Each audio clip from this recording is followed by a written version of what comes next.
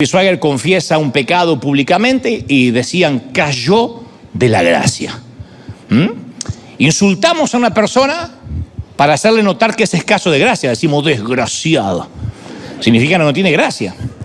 O peor, este tipo es una desgracia, que no tiene gracia. Pero la palabra gracia contiene la esencia del Evangelio, ¿no? Los grandes avivamientos siempre se producen cuando hay un mover del Espíritu, no por algo nuevo que se descubrió, por algo novedoso que no se conocía antes. No, se produce cuando alguien va a la Biblia y redescubre algo que siempre estuvo ahí y que dejamos de ver. Uno redescubre, eso es un avivamiento, redescubrir lo que ya está escrito, como ocurrió con la reforma de Lutero. Y yo creo que hay que volver a la base de lo que significa la gracia, porque muchas veces la gente piensa que puede ir a las iglesias o puede venir aquí después de haber enderezado su vida. Hay gente que dice, no, ¿qué viene a la iglesia si yo soy un desastre, soy un desgraciado? Bueno, por eso tienes que venir a la iglesia. Pero uno piensa cuando nos invitan a la iglesia en la moral y no en la gracia. Y el legalismo, basado en la moral, en lo que uno hace, es una tortura lenta, como dijimos el domingo pasado. El legalismo asfixia el espíritu, amputa los sueños. El legalismo nos provee una cantidad necesaria de religión para retenernos dentro de una iglesia, pero no la suficiente para nutrirnos. El legalismo nunca alimenta, siempre te llena de culpa. Y sales de la iglesia y dices, ¿cómo te fue en el servicio? Bien, bien, bien. Desde que pasé el altar hasta ahora todavía tengo ganas de suicidarme. Porque te agarra una culpa.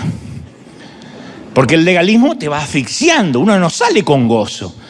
Y además uno se va quedando hambriento, uno no se alimenta. Y los que enseñan, los maestros de la moral, tampoco saben dónde conseguir alimentos. De manera que pasamos hambre juntos cuando hay legalismo. Porque la dieta se compone de reglas, de doctrinas, de normas, nada de vitaminas, nada de sabor, nada de condimentos, nada de sal. Alguno aquí debe comer sin sal porque se lo prohibieron por temas de salud. Y te acostumbraste, pero al principio uno dice, esto no tiene sabor a nada. Lo mismo pasa cuando la religión se vuelve desabrida, sin sal, predecible, es rígido, es uniforme, es mecánico y no viene de Dios. El legalismo es la búsqueda de la inocencia, no del perdón. Es decir, yo me voy a portar bien para ser inocente, para no necesitar el perdón. Es un proceso sistemático de defensa, una prótesis, una búsqueda de explicaciones, una exaltación y justificación del yo.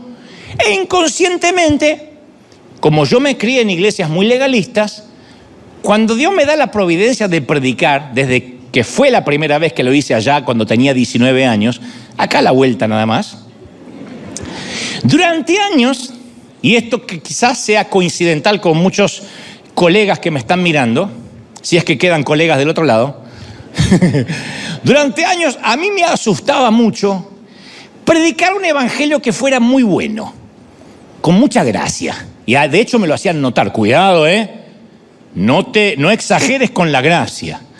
Porque a veces uno siente, los predicadores sentimos de equilibrar las buenas nuevas con las malas nuevas. Intentamos compensar los mensajes para que algunas personas no piensen, che, qué liberal que son en River. Nunca hablan de pecado, nunca de condenación, nunca me mandan al infierno. Que si quieren los mando al infierno en un ratito para que se sientan bien. Pero yo solía predicar y decía, me parece que exageré. Si predico mucho acerca de la gracia, quizá haya gente que abuse de la gracia. Gente que lo va a malinterpretar. Uno siempre tiene ese pensamiento, ¿no?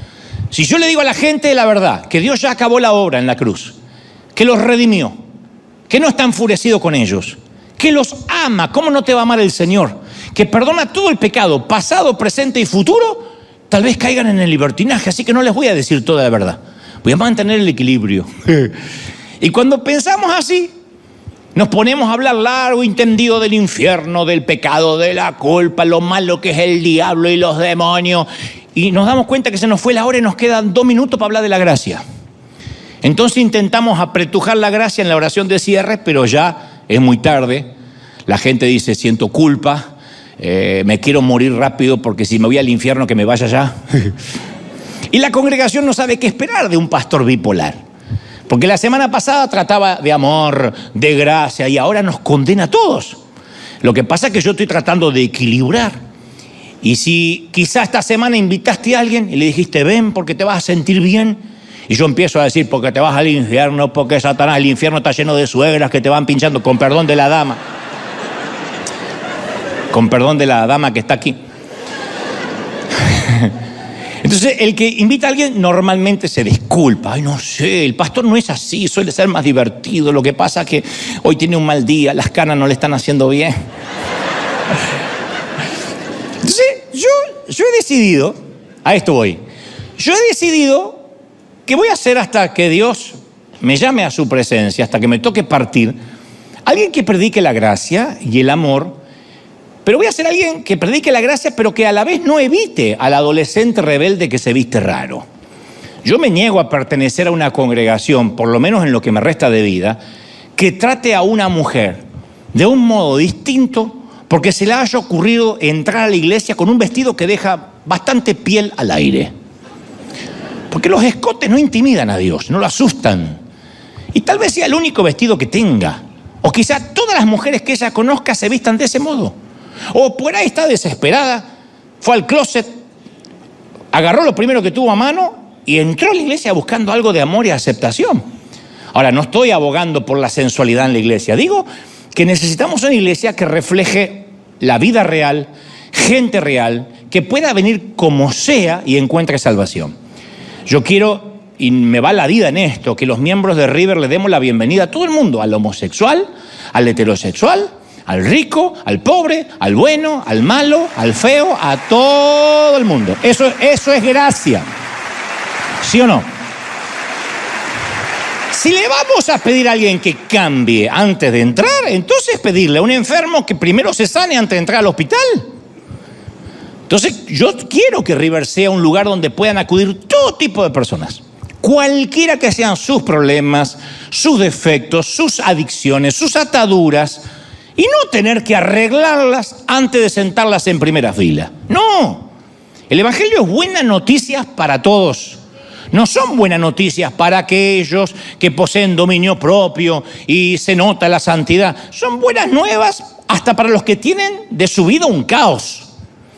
Que pueden venir a Jesús y ser aceptados al instante. Que le pertenecen a Dios incluso antes de creer, antes de comportarse como es debido, ya le pertenecen a Dios.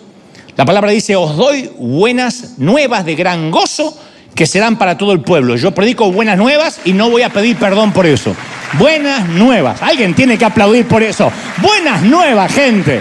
Esto es River. Esto es el Evangelio. Alguien tiene que celebrarlo, ¿sí o no? Así que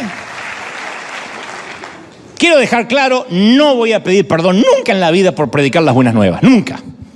No voy a pedir perdón nunca por producir alegría en la gente, aunque digan, bueno, es que es muy liberal, son sermones muy livianos.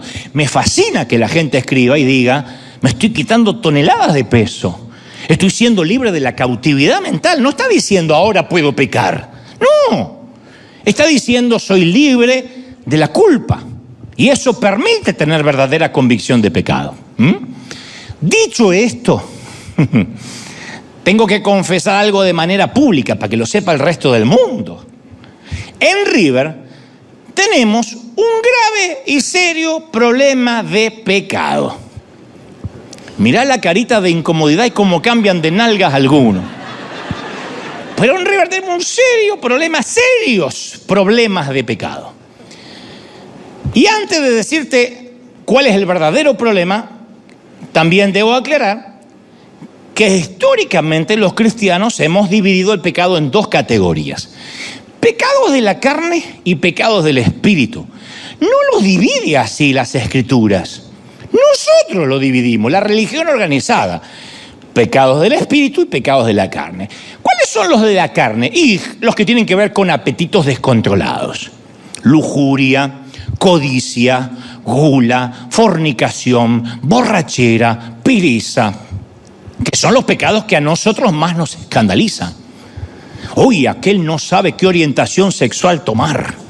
Uy, fíjate aquella que se acostó con el fulanito. Esos son los que a nosotros nos escandalizan. A Jesús, los que más lo escandalizaban, sin desmerecer los otros, son los pecados del espíritu.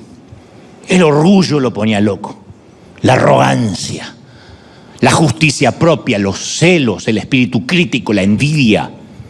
Claro, lo que pasa es que estos pecados no son tan coloridos como los otros. No son tan escandalosos como los pecados de la carne. No se pueden chismear tanto. Y decir, vos sabés que fulanita es envidiosa, no causa lo mismo que fulanita anda revoleando el calzón. Es otra cosa.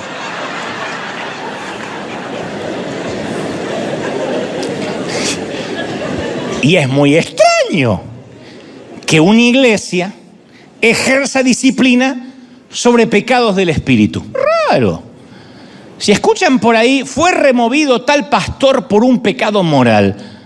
Seguramente no es porque era celoso, porque hablaba mal de otros pastores, porque se le notaba la envidia. El pecado del espíritu es tan grave como el de la carne, pero nadie es removido por eso. Porque las iglesias contemporáneas no nos solemos escandalizar tanto con pecados como la arrogancia, la murmuración, el legalismo. Hace una semana yo le dije a uno de los pastores de mi equipo, al pastor ejecutivo, le dije, quiero que vayas a hablar con cierto ministerio aquí de la congregación porque estoy escuchando algunos rumores, algunos chismes por ahí, y en River no se tolera el chisme, en los servidores. El resto es un hospital. Pero si quieres servir, no se tolera el chisme. A chismear en el parking house, en cualquier lado, ni siquiera en River Café. Eyectamos a cualquiera que viene con chisme, tanto para el que recibe la basura como para el que da la basura, porque esto es como el fumador pasivo. Dicen que cuando alguien fuma en un lugar cerrado, el que más sufre es el fumador pasivo, el que no está fumando pero recibe la nicotina, el humo, el alquitrán. Bueno, en el chisme es igual, el que más sufre es el que recibe. El chismoso ya está acostumbrado a lanzar su verborrea, pero el que recibe empieza a contaminarse, empieza a tener un espíritu cancerígeno sin darse cuenta. Entonces nosotros no toleramos eso. Es para mí mucho más grave que un muchacho venga con una areta en la nariz, el chisme. Y vamos a ver en las Escrituras que el Señor veía de la misma forma los pecados. Insisto, todos son iguales, ¿eh? Ese es el tema. No es que unos son peores que el otro. Pero en las Escrituras todos los culpables de pecados de la carne sabían que estaban metidos en un gran lío. No fue la prostituta a justificarse, o el cobrador de impuestos a dar razones por lo cual se dedicaba a eso. Pero iban a Jesús y lo veían como alguien en el cual podían refugiarse y obtener perdón. Y en todos los relatos bíblicos, los que pecaban de orgullo, de arrogancia, nunca iban a buscar perdón, eran ciegos emocionales. Porque creían que el chisme no era tan grave como andar acostándose con cualquiera por ahí. Y en San Juan 9:39 Jesús se dirige a los fariseos y le dice, para juicio yo he venido a este mundo, para que los que no vean, vean, y los que ven sean cegados. Y entonces uno de los fariseos le pregunta, ¿acaso estás diciendo que nosotros somos ciegos? Y Jesús le responde, si fueran ciegos, no tendrían pecado. Pero porque dicen, vemos, es que vuestro pecado permanece. Los que creen que no necesitan ver son los verdaderos ciegos. De allí la frase, no hay peor ciego que ¿qué? Que el que no quiere ver. Por decir vemos, es que siguen pecando. Por decir yo no necesito la santidad como este otro, es que seguimos pecando. Los fariseos pensaban que podían amar a Dios y despreciar a la gente. No se puede. Lo voy a decir otra vez, aunque lo dije ya hace varias semanas atrás. No me digan que alguien puede venir a adorar a Dios y maltratar a un servidor. Maltratar a una mujer, a una seguridad, a alguien del café. Pero vengo a adorar a Dios. ¿Cómo vas a adorar a un Dios que no ves y maltratar a alguien que sí ves? Y eso es lo que pasaba con los fariseos. Se creían modelo de santidad porque ellos evitaban los pecados de la carne. Porque las damas tenían las faldas largas. Porque los hombres eran esposos de una sola mujer. Claro, los pecados de la carne son malos porque tienen que ver con el placer carnal. Pero los peores placeres también son espirituales. El placer de hallar falta en los demás, el placer de tratar como inferiores al resto, el placer del odio. ¿Cómo se explica el placer de los haters, de los odiadores seriales de las redes, siendo cristianos evangélicos. Los que recorren todo, y van a ver a Cash Luna, y lo van a ver a Maldonado, y lo van a ver a Dante, y lo van a ver al otro, y se recorren poniéndole Satanás, apóstate, vas a arder en el infierno, y después se van a acostar a dormir. ¿Cómo se explica el odio? Ellos lo disfrazan diciendo, estoy desenmascarando, pero si el Señor dice más de una vez, Dios no te puso de juez. Pero aquel que se cree que es guardador de la sana doctrina podría estar muchísimo más cerca del infierno que la prostituta. Y el Señor lo tenía claro. Por eso quiero que convengamos que en River tenemos un grave problema de pecado. Ahora están respirando un poquito más. Pero quiero que quede claro, cuando hablo de pecado ya sean de la carne y también del espíritu. Ambos son pecado para Dios. Nuestro problema no es el pecado, porque todos de alguna forma pecamos y corremos a la gracia. El problema es que todavía no podemos hablar abiertamente al respecto. Nuestro problema es no el pecado, sino simular que no tenemos ningún problema. Y esto va para miles de gente de otras congregaciones. Nos gusta la gente que pecaba en la vieja vida y pasa a contar su testimonio, siempre y cuando tenga un final feliz. Que cuente lo que era en la vieja vida. Yo antes era un delincuente. Recuerdo que en mi tiempo, cuando yo era chico, había un predicador llamado de pistolero a pastor. Y era como escuchar a Rambo. Porque el tipo decía, estaba con mi granada de mano y en un momento disparo y mato 70 policías. Y nosotros damos aleluya. Nunca llegaba la gracia. Luego creo que terminó de pastor a pistolero. Pero bueno, la cosa es que nos sorprendía porque estaba... Y nosotros que habíamos sido criados en una iglesia cristiana evangélica, queríamos irnos al mundo un ratito para ir a hacer testimonio. Porque no teníamos testimonio. Yo una vez me copié en un examen y el pistolero terminaba diciendo, te falta, pibe. Entonces...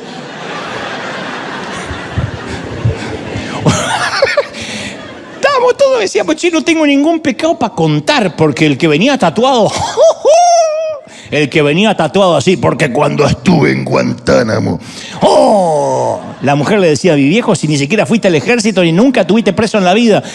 Pero siempre esa gente era la que nos gustaba. Había un viejo programa que se llamaba el Club 700, que llegaba a casa, traducido al español por quién sabe qué, que decía, oh cielos, Pat, yo era realmente un hombre infiel, ¿sabes? Caracoles, yo era un pésimo padre, ¿sabes? Y luego, ¿qué pasó, Charlie? Bueno, Pat, conocí al Señor, tú sabes, y ahora yo, cielos, soy perfecto, paseo mi perro, hago barbacoas y unas ricas malteadas. Volveremos en unos instantes. Esos eran los testimonios que nos gustaban a nosotros. Ahora, imagínate. Alguien va al médico y le dice, mire, yo vine a hablarle de las enfermedades que tenía. No me pida que le hable de una enfermedad actual porque me avergüenza.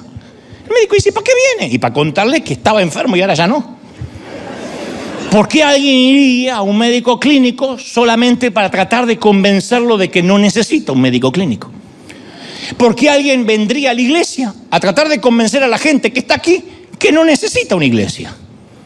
Entonces, en realidad, uno le dice a la gente que hable de su pecado siempre que sea un pecado del estilo, estoy orando menos, ore por mí que últimamente estoy ayunando un poco menos, a veces me explota un poco el mal carácter. Esos son los pecados que uno puede hablar. Porque uno sin querer va enviando como sutiles mensajes que hablar de temas demasiado profundos y escabrosos puede que no sea una buena idea. Entonces los pecados que se confiesan en la iglesia, hermano, yo la verdad que el otro día me enojé contigo. Me duró 3 minutos, pero quiero pedir perdón. Te perdono, María. Gracias, Sor Piedad. Y se van agradeciendo. Pero no es realmente con lo que estamos luchando. Si un pastor confiesa un pecado grave, y bueno, todo el mundo le va a pedir que deje el ministerio de inmediato. Pero si un pastor confiesa pecados triviales, nimios, inocuos, que no son muy escandalosos, la gente dice, bueno, qué auténtico que es, ¿no? Y terminamos creando una cultura de superficialidad. Ven a la iglesia siempre y cuando no estés metido en algo muy grave, tú sabes. Nos gusta decirle a un médico, mire, mi cuerpo tiene un problema. O decirle a un mecánico, mire, mi auto no me está andando bien. ¿Por qué los pecadores no podemos sentirnos libres para decirle a otros pecadores que tenemos un problema de pecado y necesitamos ayuda y oración? Porque si queremos que Dios ame al verdadero ser, tendremos que tratar de ser reales. Si no, Dios no nos va a poder amar. David fue el mayor rey de Israel, pero también era un polígamo el tipo. No lo estoy defendiendo, digo que además de ser un polígamo, era un padre espantoso.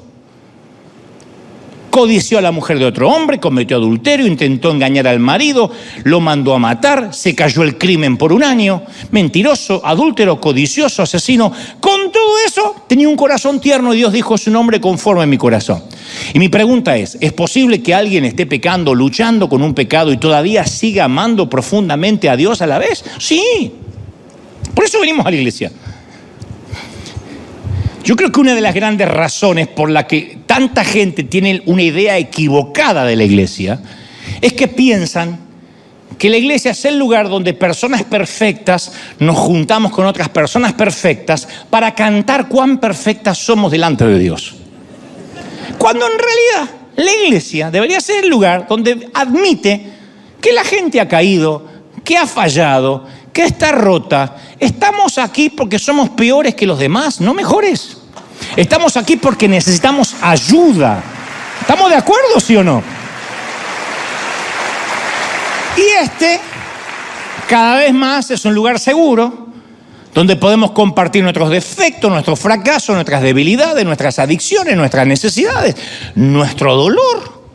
Debería ser el lugar donde uno puede ser donde es. Qué lindo, además de casa, que la mayoría puede llegar y ponerse las pantuflas y el pijama y esa ropa horripilante, esa camiseta que camina sola, la dejas y que va sola la camiseta caminando, hace y sube la camiseta sola porque es como una mascota del tiempo que no la lavas. Pero es la comodidad, ¿o no? ¿Viste cuando las damas llegan a la casa y ¡pah! Se sacan los zapatos así, ¡pah! Y los dedos se liberan como una empanada así, ¡pah! Buscan la libertad a cada dedo. Y uno dice, llegué a casa. Bueno, en términos anímicos, espirituales y emocionales, yo apunto que eso sea River. Nadie se saque los zapatos, estoy hablando de un término metafórico. Un lugar donde nadie simula ser más espiritual de lo que es. Porque cuando uno adopta poses de perfección, ahí nace la religión. Eso es religión. De hecho, esa falta de autenticidad es lo que hace que la gente mire a la iglesia, nos mire con desconfianza y nos evite. Porque la función de la iglesia es restaurar vidas. Deberíamos estar llenos siempre. No tendría que haber iglesias vacías en ninguna parte del continente ni del mundo. Porque la función de la iglesia es restaurar vidas que se han roto. Siempre hay clientela para eso, ¿o no? Siempre. Restaurar al necesitado, siempre hay clientela.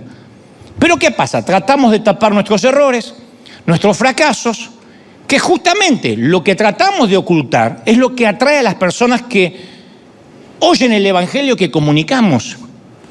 Pero nosotros tratamos de ocultar lo que estamos luchando. Pablo amplió esta verdad en 2 Corintios 12:9 y dijo, por lo tanto, ¿se acuerdan? Gustosamente, con placer, haré alarde de mis debilidades. Voy a hacer alarde de mis debilidades para que permanezca sobre mí el poder de Cristo.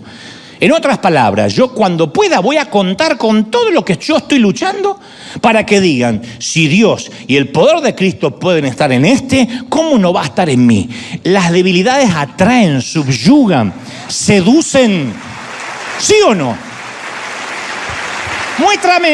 Muéstrame un tipo auténtico, una mujer auténtica, y yo te voy a mostrar a alguien que es un líder. No hay nada mejor que alguien auténtico, no de plástico. Pero el mundo nos ve como gente que los domingos escucha al predicador para ser más perfectos durante la semana. Y pienso que por eso a veces nos miran con desprecio, con burla. Porque hay como un resentimiento en el ateo o en el inconverso contra aquellos que no reconocemos el dolor y los problemas que son parte del ser humano. Cuando vienen los artistas para ser entrevistados en nuestro programa, hay una sola frase común denominador que todos en algún momento me han dicho, y es: pero al final sos un tipo normal. Le digo, y sí, si pensaban que yo orinaba agua bendita, no. Pero te vemos normal, contás chistes, no los atosigo con la Biblia, no empiezo a predicar si no me preguntan.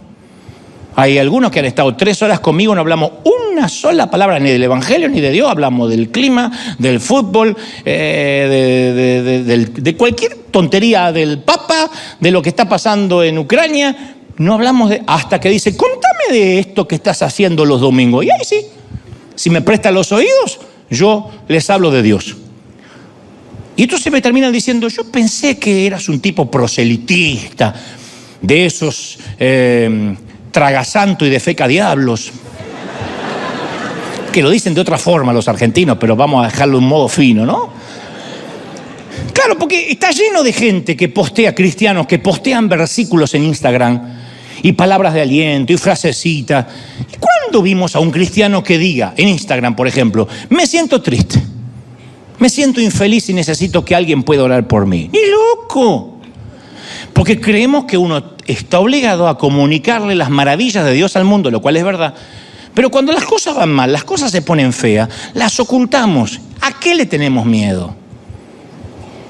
Cuando uno oculta lo que es, dejamos de ser creíbles. Nadie nos cree de que estamos todos acá porque todos tienen la familia perfecta y todos prosperan y ninguno peca. Nadie nos cree. Entonces, cuando uno no es auténtico, genera rechazo. Proyectamos ese tipo de imagen perfecta al mundo y en realidad estamos poniendo en un lugar donde el mundo nos va a juzgar. El mundo se siente incómodo con los que se hacen ver perfectos. Y ese sentimiento es lo que hace que muchos celebren cuando un cristiano cae. ¿Por qué celebran? Porque toda la vida el cristiano se pasó la vida mostrando que era más santo. En especial si es una figura pública y prominente, no se le perdona. Enseguida van a aparecer un montón. ¿Ves? Te lo dije. Este se la pasaba mostrando a su familia perfecta. Este se la pasaba diciendo que era un ungido, condenando y señalando a todo el mundo. Y mirá lo que se le descubrió. ¿Por qué la gente lo ajusticia? Y decimos, el diablo se levantó. No, porque el que siembra justicia, ¿qué cosecha? Justicia. ¿Quién le va a pegar a alguien que toda la vida sembró gracia? Pero si alguien señaló y dijo, tu familia tiene que ser como la mía y tú tienes que tener mi santidad, el día que se caiga, el día que caiga. Por eso uno tiene que saber de una buena vez que la iglesia no tiene que ver con gente buena. Yo sé que esto puede sonar mal, pero no tiene que ver con gente buena. Tiene que ver con gente en quebranto. Está bien que no estés bien, lo dije un montón de veces, está bien que hay temporadas que uno no está bien. ¿Quién, teniendo a Cristo, es feliz 365 días al año? Es un cocainómano, no es feliz. El que está así, es feliz, se pasó de línea, no es que tiene a Cristo.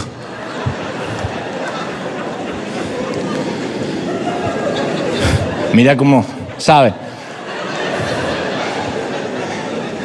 Salomón divide la vida en 28 temporadas diferentes, entre las que dicen tiempo de reír, tiempo de llorar, tiempo de endechar, tiempo de celebrar. O sea, eso es la vida. Altibajo, nos va bien a veces. Yo aprendí una frase de las series americanas que antes decía, ¿cómo te sentís bien? Y otra vez decía, ¿cómo te sentís mal? Ahora aprendí una frase que me encanta, que te las voy a regalar por el mismo precio, que dice, ¿cómo te va hoy? Ah, he tenido días mejores. Y suena elegante. ¿Cómo te va hoy? He tenido semanas mejores.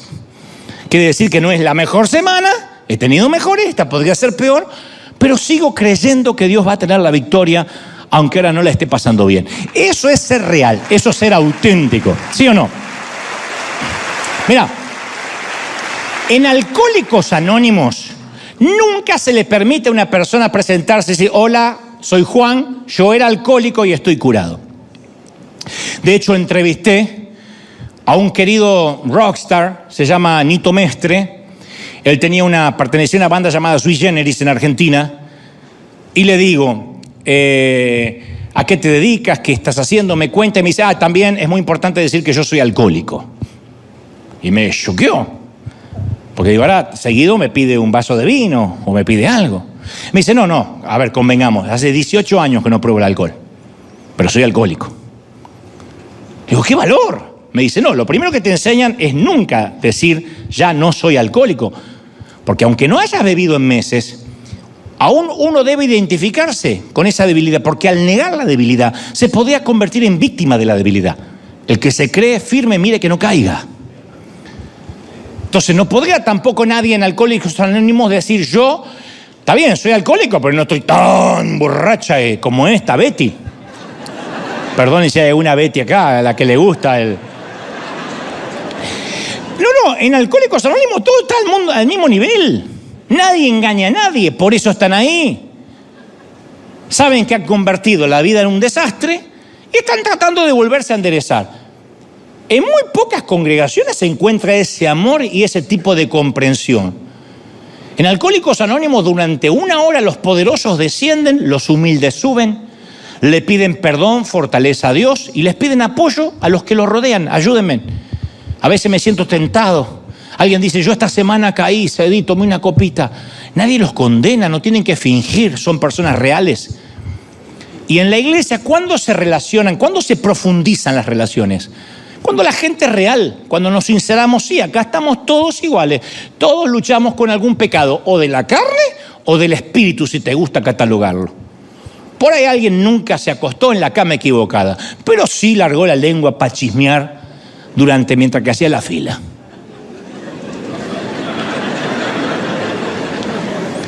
El Espíritu Santo solo fluye en la transparencia. Solo fluye en la transparencia.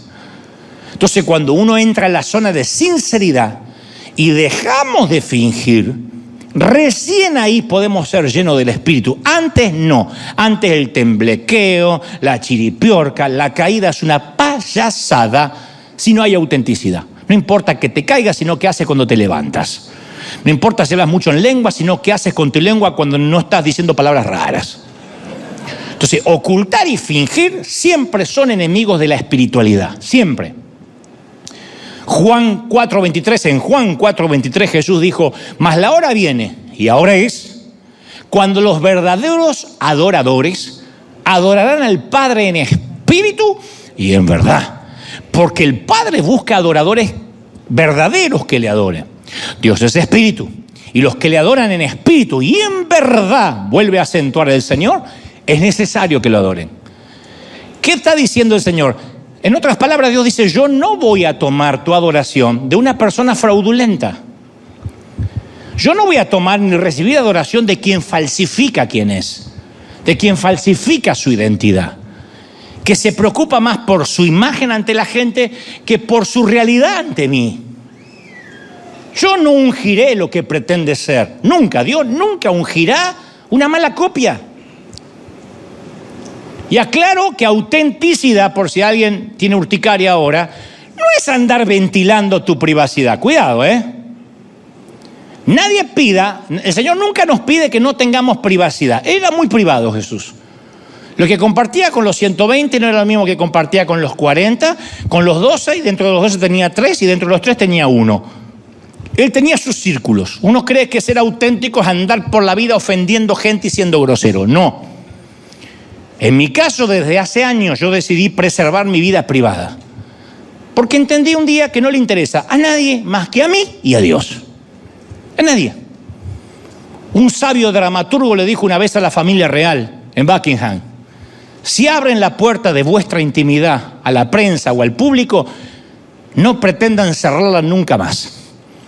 El abrir esa puerta siempre es un viaje de ida. Siempre. No estamos obligados a mostrar nuestra intimidad para dar buen testimonio, para dar ejemplo. La Biblia nunca te obliga a mostrar lo que pasa en tu hogar. Y los que dicen es que yo quisiera saber, es la vieja excusa de los que quieren saber más, de los chismosos que quieren saber más. Hay gente que quiere saber en todo el mundo cómo es mi familia, qué auto tengo, de dónde vivo, si tengo perro, todo. Pero si tienen el espíritu de doña Florinda, que miren suelta la sopa, intruso, la Comay, ventaneando con la Chapoy, y que se saquen las ganas. Porque el testimonio no se construye en Instagram, ni en las redes. El testimonio se forja en secreto y no se expone. Se deja ver, se refleja orgánicamente. El testimonio no hay que andar mostrándolo, se refleja. ¿Por qué decidí preservar mi vida privada? Porque una vez Carlos Anacondia, hace muchos años, me dijo: flaco, ¿para qué crees que Dios te llamó? Así habla Carlos. Flaco, ¿para qué crees que Dios te llamó? Y yo le digo: Carlos, creo que Dios me prestó los oídos de la gente para que les hable de Él, para que los conduzca a Él. Y me dijo: si no querés tener problemas, no hagas una sola cosa de más que no sea tu llamado. ¿Tu llamado qué es? Predicar. Haz eso. Dios no te llamó que andes mostrando tu familia. Acá estoy yendo al cine, en la playa, a hacer TikTok. Dios te llamó a predicar. Entonces te pones tu ropa y predicas como un señor. Ese es tu llamado. Vas a responder por eso. Dios no te va a decir: ¿por qué no hiciste TikTok? ¿Por qué no publicaste más en Instagram? Tu llamado es predicar. Entonces, Dios no nos pide que no tengamos privacidad. Lo que nos pide es que no finjamos públicamente lo que no somos. No tiene nada bueno para decir, no lo diga. No hace falta que diga: amo mi suegra, amo mi suegra. ¿Por qué? Si nadie te lo está pidiendo y no te creen. A menos que se haya muerto. Si no, no te creen. Entonces no sé si les pasa, yo suelo desconfiar mucho de esas parejas que viven publicando cuánto se aman, cuánto se desean en las redes. Ay, mi pelotón de melocotón, ay, mi dulce de leche, Godzilla con botas.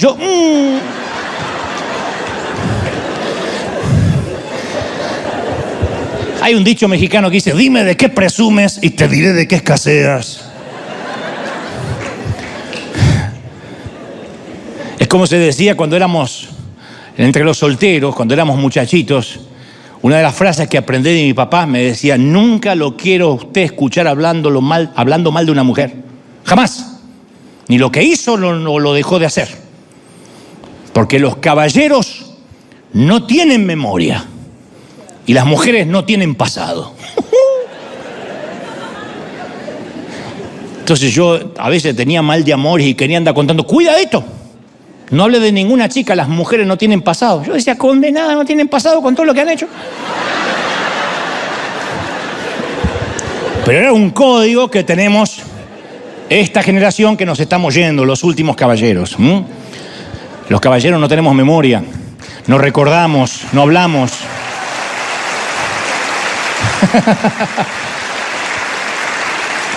Vuelvo al tema, a mi humilde entender, si tienes que decir por las redes lo que deberías decir dentro de tu habitación, dentro de tu recámara, estás manipulando una bomba de tiempo que en cualquier momento te va a estallar.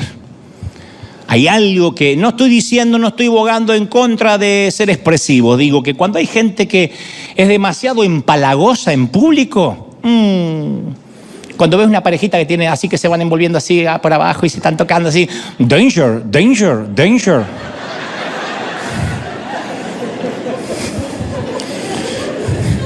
Ese es nada más no digo que esto sea teológico, es un pensamiento personal. Cierta vez te conté que los romanos antiguos solían premiar las esculturas griegas antiguas por su excelencia estética. Y las estatuas tenían varios siglos de existencia, venían cinceladas, esculpidas por grandes artistas.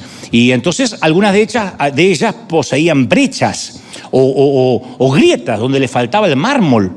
Y los vendedores descubrieron que si le ponían a esas esculturas cera, lucían fantástica por un tiempo. Le ponían cera, las lijaban y la cera parecía más real que el mármol. Pero tenía un problema, que con el tiempo la cera se endurecía y se tornaba amarillenta. Y entonces era evidente que la estatua no era auténtica por completo. De modo que los vendedores querían vender una estatua y si no tenía cera y era todo original, decía: esta es una estatua sin cera. Los romanos decían: esto es sin cera, que significa sincera. Cuando alguien es sincero, es que no está tapando las grietas para parecer perfecto. Qué sincera que es esta mujer. O sea, se le ven los hoyos, se le ven las grietas. Es maravilloso cuando se le ven los hilos. Pero cuando uno quiere tapar los hilos, solo es una marioneta disimulando que es una marioneta. Hechos 2:46 dice que cuando la iglesia comenzó, se reunía y comían juntos con alegría y sinceridad de corazón. Claro, porque todos podían venir como estaban. Los corazones eran sinceros.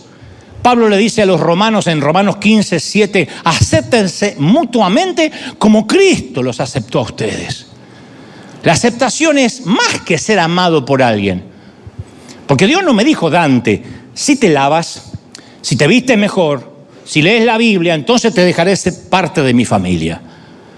Claro que Dios me ayuda a convertirme en una mejor persona, en una mejor versión de mí a diario. Pero no tengo que simular quién no soy para pertenecer a la familia de Dios.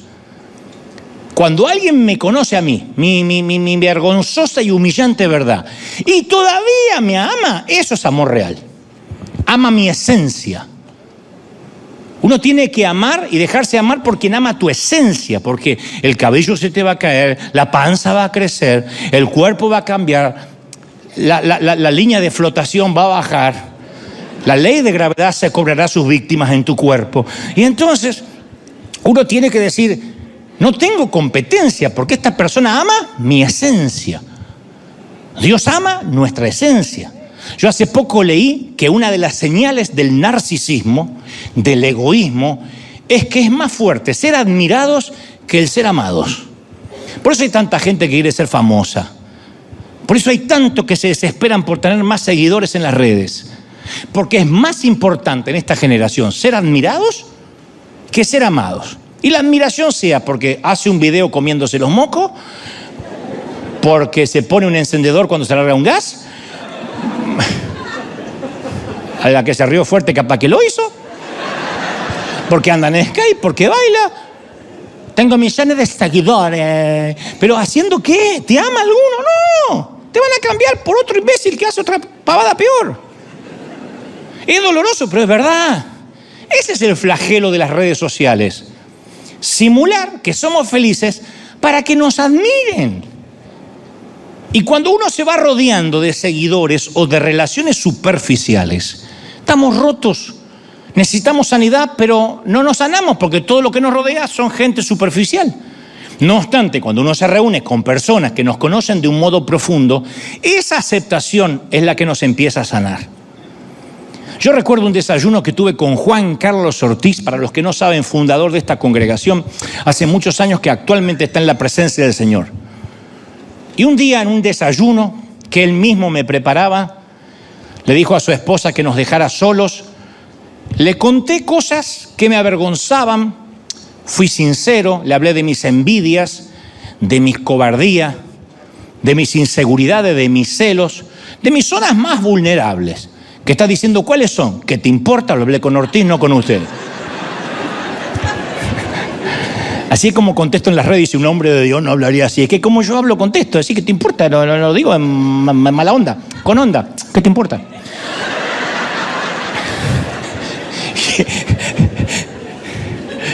Lo que pasa es que cuando me leen en las redes, hago un paréntesis, es como una vez oí que decía, yo siempre siento que Dios me está retando.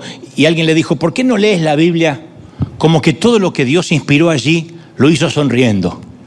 Y todo va a cambiar. No leas, no matarás. Dios te dice, no mates.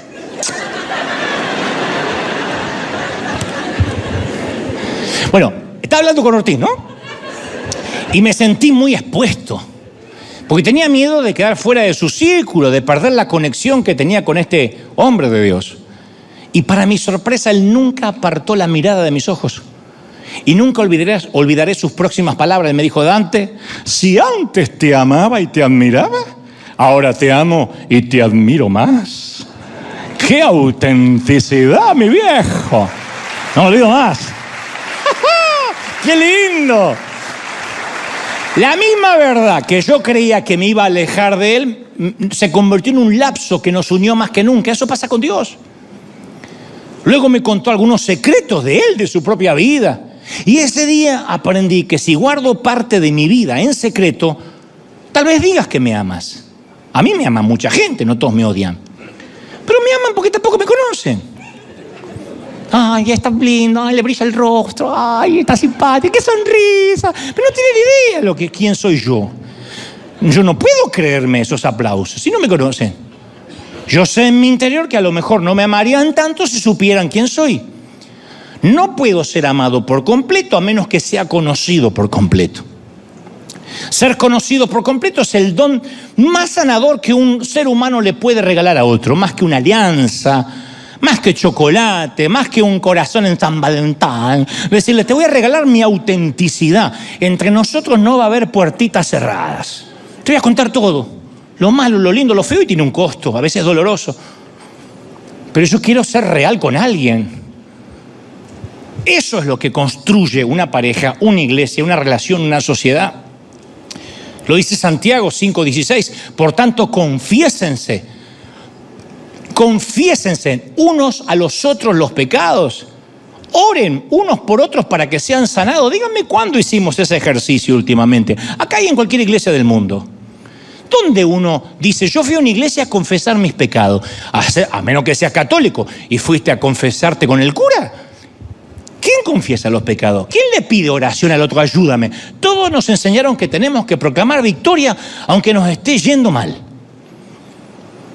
Todos somos pecadores perdonados en recuperación.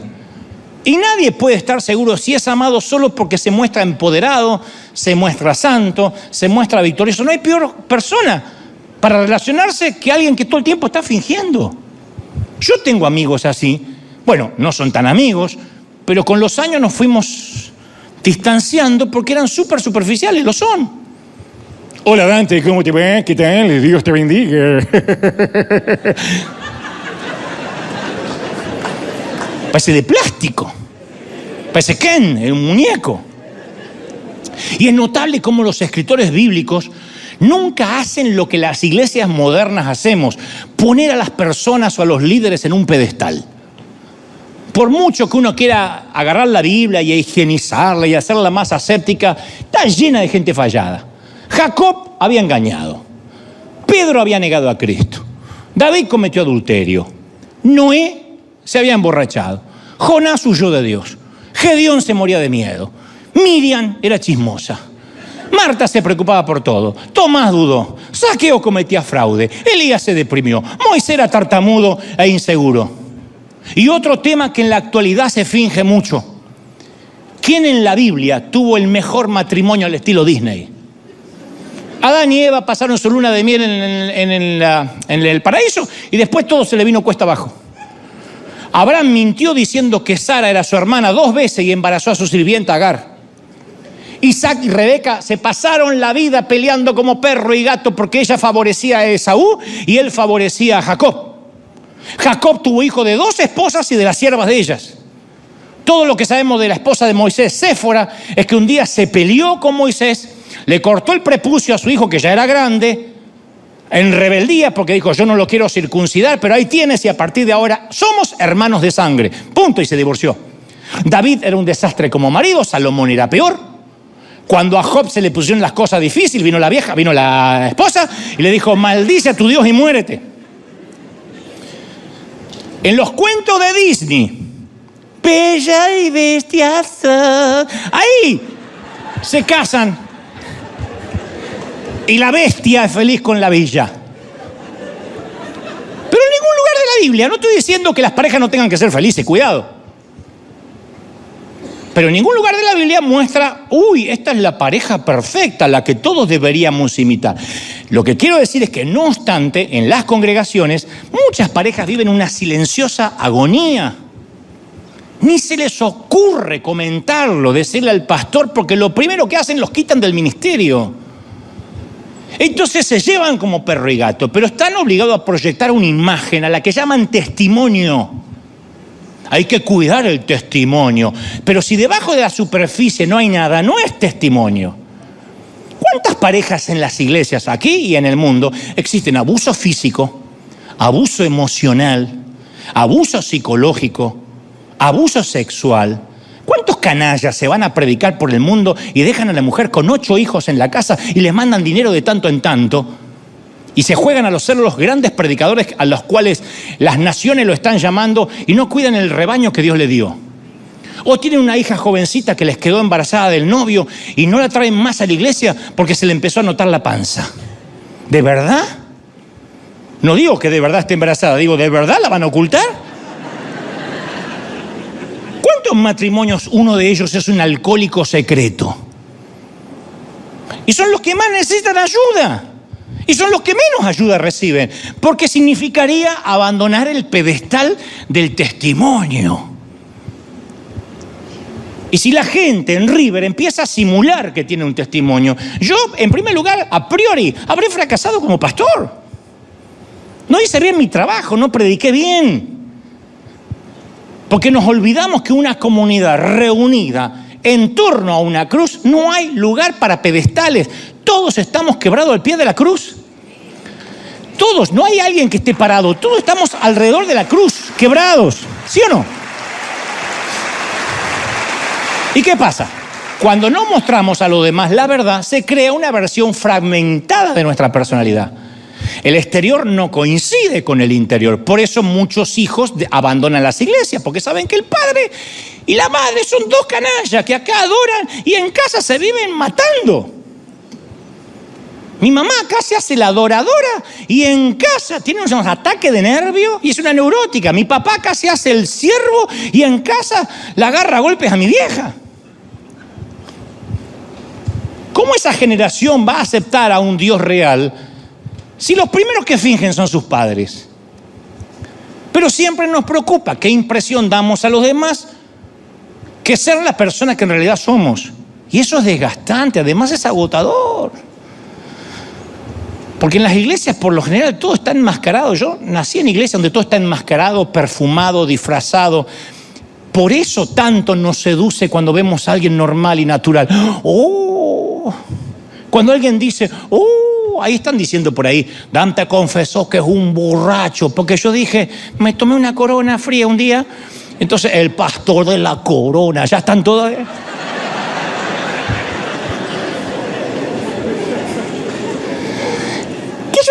Capaz que se toma una corona de tanto en tanto, no será el mismo pecado porque será Heineken la de ella, qué sé yo. Pero yo me animé a decirlo.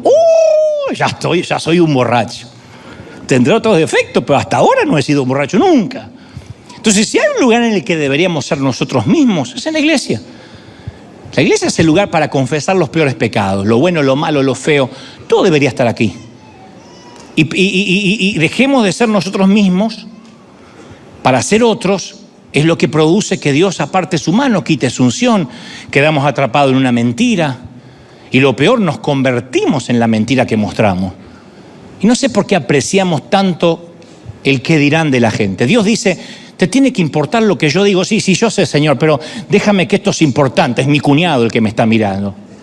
Desde la cuna a la tumba nos presionan por la mirada del otro, para que ellos decidan quiénes somos. Van a verlo en las redes. ¿Por qué ustedes en River usan ropa negra? No es la forma de vestirse de un hombre de Dios. No pierda la senda antigua. Nombró versículos de la Biblia, pero no lo vi leer de las Escrituras. Si hay un lugar donde se debería celebrar la diversidad, es en la iglesia. La santidad no es uniformidad. Una misma manera de hablar, una misma manera de vestir, de saludarse, como si fuéramos Corea del Norte. No. Porque eso es una espiritualidad superficial a nivel piel, un rebaño clonado que no es bíblico. La Biblia nos describe como un cuerpo y cada persona es una parte distinta del cuerpo. Por eso no creo que en realidad estemos comprendiendo en profundidad aquella frase, vine a liberar a los cautivos. Significa mucho más que la libertad del pecado. El Señor vino para quitarnos la camisa de fuerza, el chaleco de fuerza psicológico de la religión. Porque cada vez que pecamos pensamos, tengo que hacer lo imposible para que no se enteren los hermanos, que no se entere el pastor. Y entonces mantenemos una vida superficial. ¿Qué importa que se entere el pastor si el pastor es igual a ti? Entonces nos sacamos la selfie de la familia perfecta, vivimos para las redes, Adoptamos fingimiento como un modo de vida. Si eres feliz, muéstralo. Si no eres feliz, simúlalo, como si fueras feliz. Lo mismo si estás enfermo, no lo confieses, no confieses la enfermedad. Pero si te duele, ¿qué no vas a confesar? Te duele la panza, unos retorcijones, confieso que estoy bien. No, no está bien. No finjas. ¿Y cómo compensamos el fingimiento? Y mirando, no tolerando las metidas de patas ajenas. Y entonces cuando aparece lo que yo llamo el delito religiosamente correcto. ¿Sabe cuál es el delito? La palabra o la frase, mi deber es cuidar el testimonio. El delito del falso testimonio aparece en el Código Penal de cualquier país. Es una pena de 6 meses a 2 años de prisión. Pero en nuestra vida, el perjurio, pero en nuestra vida, la prisión puede ser eterna. Nos llevamos mal, pero damos un falso testimonio de que nos llevamos bien. Nuestros hijos viven en rebeldía, pero vivimos hablando de ellos que son los mejores, los más perfectos. No, hay que decir, tengo un hijo en una temporada de rebeldía, ¿me ayudan? Porque si no tuviste un hijo en temporada de rebeldía, no tuviste hijo o no son tus hijos. Los domingos está lleno de familias que bajan del auto relucientes con una sonrisa y se vinieron todo el viaje peleando, insultándose, denigrándose. Vieja, te vas a morir, vos te vas a morir. Bienvenido a River. Eso no es cuidar el testimonio. Eso es falso testimonio.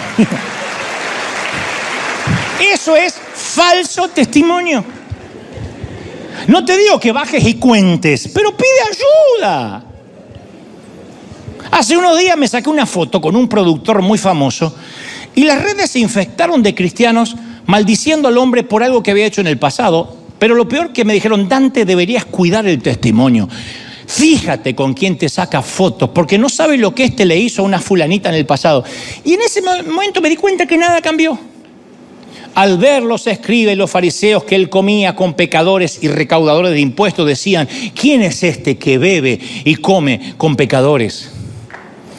De hecho, Juan relata la conversación improvisada que Jesús tiene con una mujer de pésimo testimonio, junto a un pozo.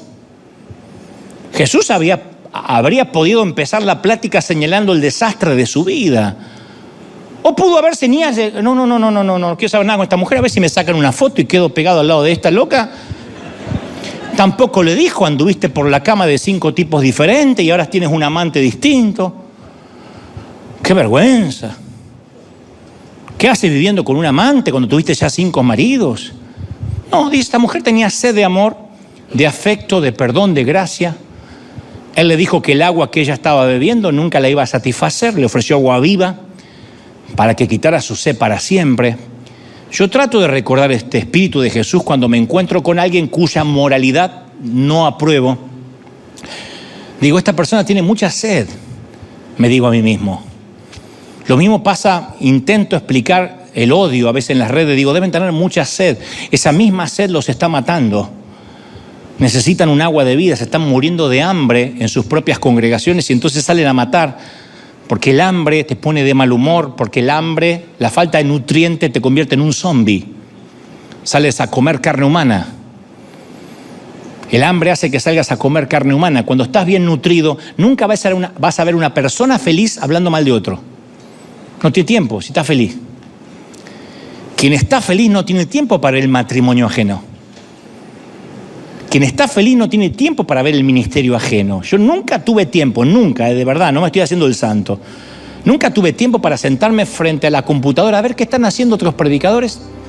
A ver si predican sana doctrina o se desviaron de la fe. ¿Qué voy a tener tiempo si termino de predicar? Ya tengo que preparar el sermón del domingo que viene. Y en el medio hacer programas de televisión y escribir libros y viajar y hacer gira.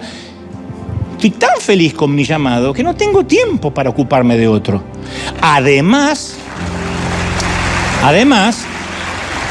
se me suma que tengo claro que nunca el Señor me preguntará por nadie. Él no me preguntará a mí por Guillermo Maldonado. Él no me va a preguntar a mí por Otto Azurdia. Él no me va a preguntar a mí por Rudy Gracia. A mí me va a preguntar por mí. De manera que si yo empiezo a hablar de otros y a atacar y a hacer una cacería de brujas, es porque perdí el gozo de la salvación, porque no soy feliz. Si me pongo a criticar a otra gente es porque yo no me siento feliz conmigo mismo. Tendré un montón de defectos, pero caramba que soy un tipo seguro. Y la seguridad me costó mucho, Me costó mucha terapia con Dios, mucha oración. Hoy soy el que soy. Para bien o para mal, ya en mi edad no voy a cambiar. Y esa seguridad viene de la autenticidad, no socava mi autoridad. No tengo miedo a perder autoridad por mostrarme auténtico. Al contrario, la autenticidad subyuga, seduce, atrae, lidera.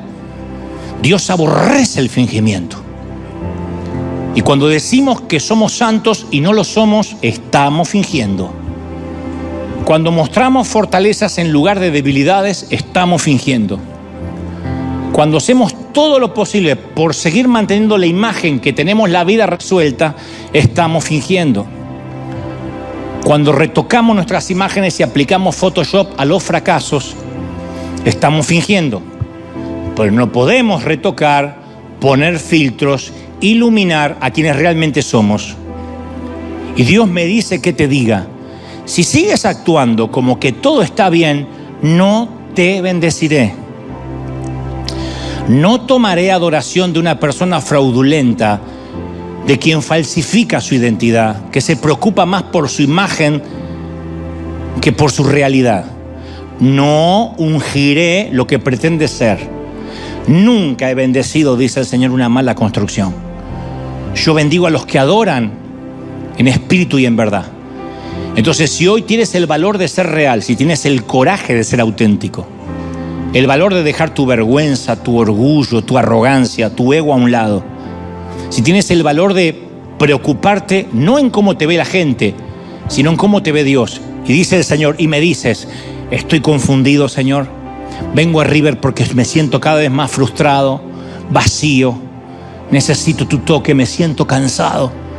Si de verdad confiesas, dice el Señor, que estás herido, cansado, dolido, roto, entonces eres un candidato para la verdadera adoración. Y te aseguro que la voy a recibir desde los cielos.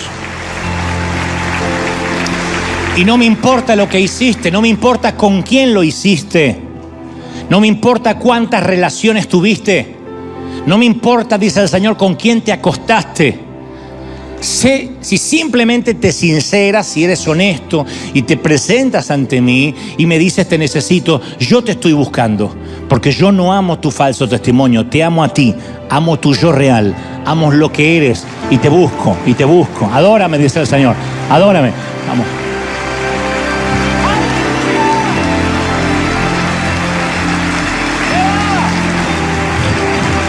Te exaltamos, Rey, dale un aplauso grande al Señor, grande, grande.